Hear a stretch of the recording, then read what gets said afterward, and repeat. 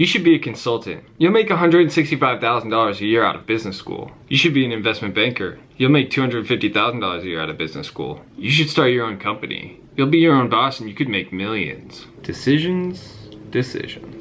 Today's an unusual day. It's my first time wearing a uniform in a while. I actually need to go to post and do some things, including signing my reserve contract. While I'm getting off of active duty, I am going into the reserves, into the 75th Innovation Command. I don't really know what I'm getting myself into, but I've had several calls with 75th Innovation Command and it sounds like something interesting, sounds like something that'll be a good fit. But first things first, I need a haircut. Haircut done, time to get to base. One of the things we're asking our brand ambassadors to do for Life Skills for Soldiers is to hang flyers like this one around their base just to help spread the word. I just went and did it for my unit. Hopefully, you know, some soldiers and leaders will see these, come to the website, and we can help spread the word just a little more quickly. It's 11:20 now. My appointment to sign my reserve contract's at 11:30, so let's go do that. Let's go sign the next 2 years of my life away. Just signed my reserve contract, got some swag for it, got this and a shirt, and you don't do it for that, obviously. Just want to share some notes. Anytime you're signing a contract with the military, not the military, definitely read the fine print. There's a few things that weren't exactly what I thought they were going to be. Like, for one, I'm not deployable for 2 years with the reserve contract unless I choose to deploy.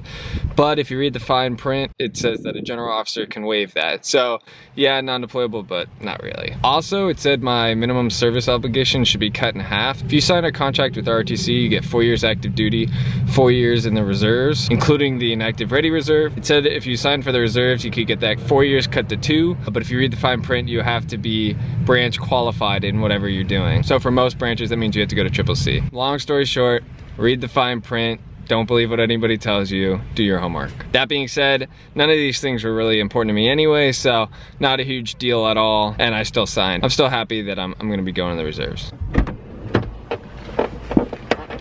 All right, finished up at the gym. I checked my email. I've got a ton of internship and life skills for soldiers stuff to catch up on, so let's get home. Just got back from post. Before I crush all the work I need to catch up on for my internship and for Life Skills for Soldiers, let me go ahead and talk about the various career options out there for MBAs, especially the most popular ones: consulting, investment banking, and entrepreneurship. But first, please like this video for the YouTube algorithm and leave a comment telling me what you like or don't like about the video. Consulting. Consulting firms are generally groups of smart people who companies hire to figure out a problem or a series of problems for them. The lifestyle is demanding, with consultants traveling most, if not every week, working 12+ hours a day Monday through Thursday, and 4 to 8 hours on Friday. According to Sitreps to Steercos, a popular military transition blog run by a former Army helicopter pilot and current consultant, associates make $110,000 to $140,000 a year base with a $50,000 to $60,000 a year bonus. For the sake of simplicity, I'm gonna go ahead and say this is $160,000 a year. Personally, I am interested in consulting, and I think it's a great way for me and other veterans to go from active duty to the business world,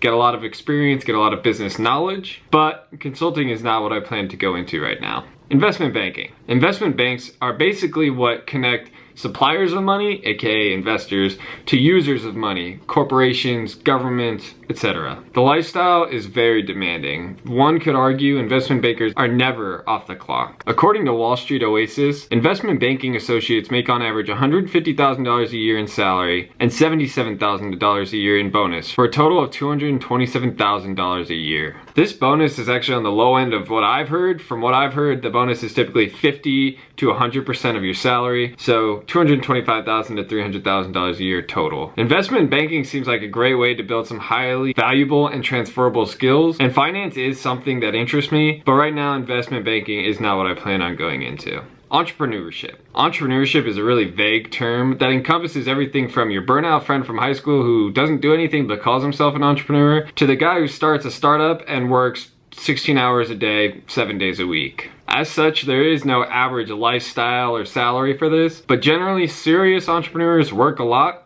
and make a little. But in return, they get equity in whatever they're building, which, if successful, can turn into a giant return. One of the things I loved about the military is working in small, agile teams in high-pressure situations where you have to make decisions quickly. While money is important, don't get me wrong, I'll never say it's not, I place a lot of value on the purpose of what I'm doing. Because of this, the opportunity that starting something or being early in something means in terms of shaping culture, and because of the opportunity to hit it big, entrepreneurship is what I'm currently planning on going into. So you might be asking, how does one use business school to effectively prepare for this? No idea, but subscribe to see if I can figure it out. I'm gonna get my work done, so until next time, keep killing it.